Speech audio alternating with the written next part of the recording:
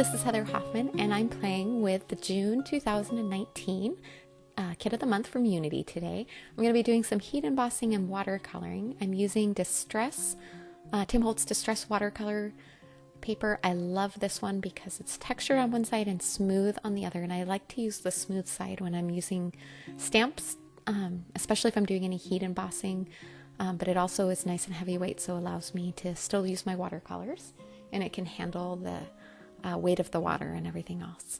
So I stamped that a couple times with clear embossing ink, watermark ink, and I'm sprinkling white embossing powder on there. I'm going to heat set that real quick. So it's kind of invisible right now. It's a little bit hard to see, but when you start adding your color with the watercolors, you'll be able to see that outline pop out, and it kind of just gives a really soft and neutral look. I'm using my Daniel Smith watercolors, and I'm going to kind of zoom in here so that you can see the watercoloring. And I know that's not going to allow you to see the palette as much, but I'm hoping maybe being able to see the coloring will be a little more fun on this, especially with that white heat embossing that you can't really see till you start adding color. I'm coming in, I'm just going to build my color slowly, so I'm starting with really soft colors and lots of water, and you'll be able to start to see that image take shape. And I'm kind of just adding little extra bits of color in certain spots so that it can blend out a little bit as the water moves it. And once I have that beginning first wash on, I'm going to come on and just layer a little bit more color over the top. And once I've added that onto the hand image there, then I'll start going around the outline, and then I'll come in at the end to add more shadow and shading on there. But you can kind of see how that image is starting to kind of come out, and you can kind of visualize and start to see it, even though it looks like you wouldn't be able to. And I love how the heat embossing kind of helps the colors to pool in there. It sort of helps you keep it in the lines a little bit. And there I've added just a little bit of deeper color in a few spots to add the shadow.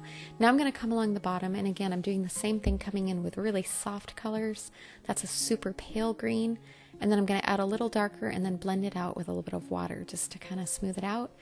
And again, a little more deeper color and then some water to blend that out to kind of just fade it off into nothing. This is a really soft effect on this, and I really love that, that it's a watercolor and you can see the image, but it also is just a soft, almost a dreamy kind of look with that by adding lots of water that way. All right, now I've added a little bit of blue on the top. I'm still going to come in and add more there in a minute, but I wanted to add a little bit of kind of a soft pink into the center there of the hands, and then drop a little bit there on the bracelet. There's another heart there, so it's kind of fun to coordinate those together. All right, we're going to add a little more blue on the top. I kind of felt like it was a little bit too pale there, and then I'm going to come in with a little more green again on the bottom, and again just drop the color in and then blend it out with a little water to get a smooth look to that.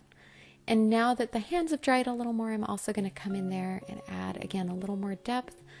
And I'm just dropping the color in a few spots, and then I'll get a little water on my brush, and I can use that to kind of blend it around. And we're just about hitting the end of the coloring on this image, and then I'm going to set it aside to dry.